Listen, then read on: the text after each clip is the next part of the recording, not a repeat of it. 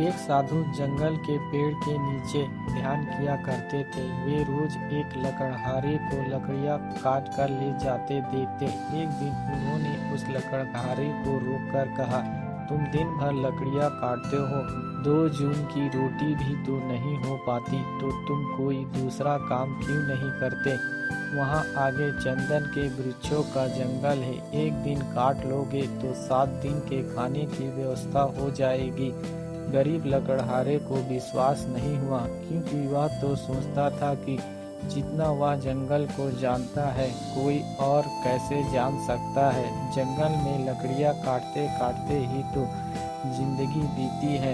यह साधु यहाँ बैठा रहता है वृक्ष के नीचे, इसको क्या खाक पता होगा कि जंगल में आगे क्या है। लेकिन फिर सोचा कि नुकसान ही क्या है, कौन जाने कि ठीक ही कहता हो, फिर झूठ क्यों कहेगा। साधु की बातों पर विश्वास कर वह आगे गया।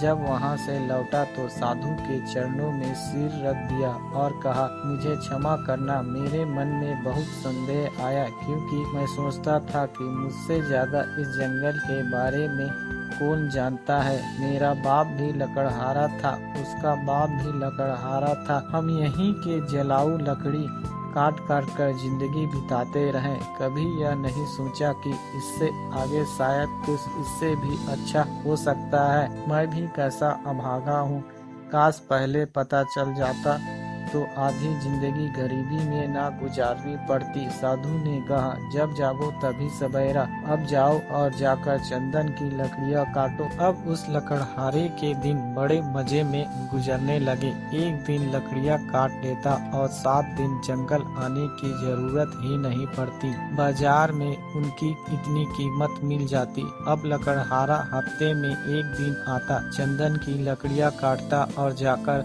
उन्हें बाजार में बेच देता। एक दिन जब वह जंगल में दोबारा लकड़ियां काटने जा रहा था तो साधु ने उसे रोककर कहा, तुम जब से चंदन की लकड़ियां ही काट रहे हो, आगे नहीं गए? तुम्हारे मन में कभी यह सवाल नहीं उठा कि इस चंदन के आगे भी कुछ हो सकता है? यह तो मुझे समझ ही नहीं आया।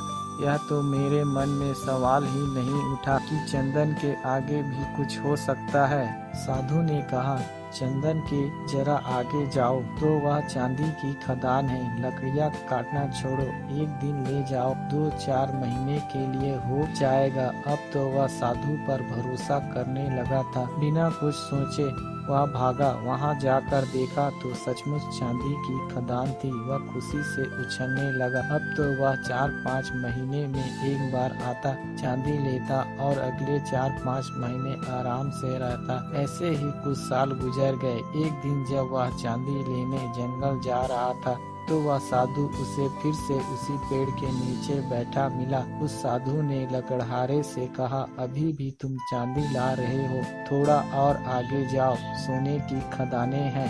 जब वह लकड़हारा चांदी की खदानों से कुछ ही आगे गया तो देखा कि सचमुच सोने की खदानें थी। इतना सोना तो उसकी पूरी जिंदगी बदल सकती थी। सोने की खदान का पता चलने के बाद अब वह लकड़हारा एक बार सोना ले जाता और साल भर तक जंगल नहीं आता।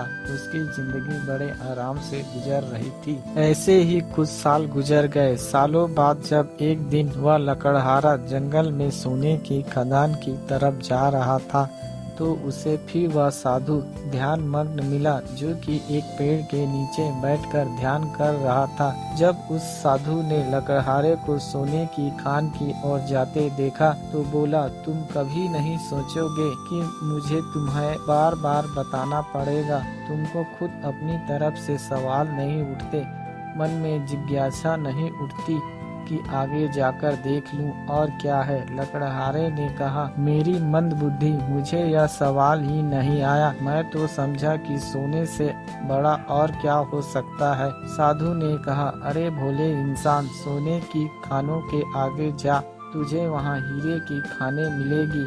जब वह लकड़हारा जाकर देखता है तो उसे अपनी आंखों पर भरोसा नहीं होता। वहाँ सचमुच हीरे की खदानें थी। अब तो लकड़हारा एक बार हीरे ले जाता और कई सालों बाद वापस जंगल में आता। समय के साथ वह लकड़हारा बूढ़ा हो गया। एक दिन जब वह हीरे लेकर जंगल से वापस जा रहा था तो उसी पेड़ के नीचे उसे फिर से वही साधु मिला। साधु ने फिर उस लकड़हारे से कहा, अब तो रुक जा। अब तो उस लकड़हारे को भी बड़ी अकड़ आ गई थी, बड़ा धनी हो गया था। उसने कहा, अब हीरे के आगे भला और क्या हो सकता है। उस साधु ने कहा, हीरो के आगे मैं हूँ। तुझे यह कभी ख्याल नहीं आया कि यह आदमी यहाँ बैठा रहता है, जिसे पता है हीरो की खान का वह हीरे नहीं भर रहा है।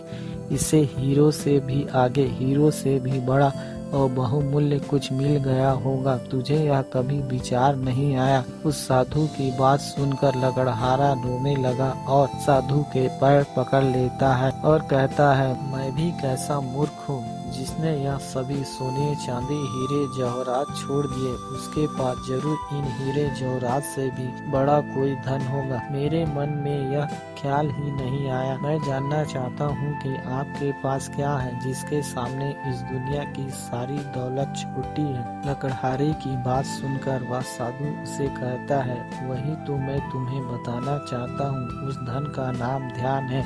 लकड़हारे ने कहा, लेकिन मुझे तो ध्यान करना ही नहीं आता। साधु ने कहा, ध्यान करना बहुत सरल है। बाहर का धन तो बहुत इकट्ठा कर लिया, अब जरा भीतर की ओर मुड़ जाओ, आराम से बैठो और देखो कि तुम्हारे भीतर क्या चल रहा है। अगर कोई अनुभव हो तो उसे पकड़े मत रहो, बस देखो, हो सकता है तुम्हें परमात्मा मिल जाए। जय हिंद, जय भारत।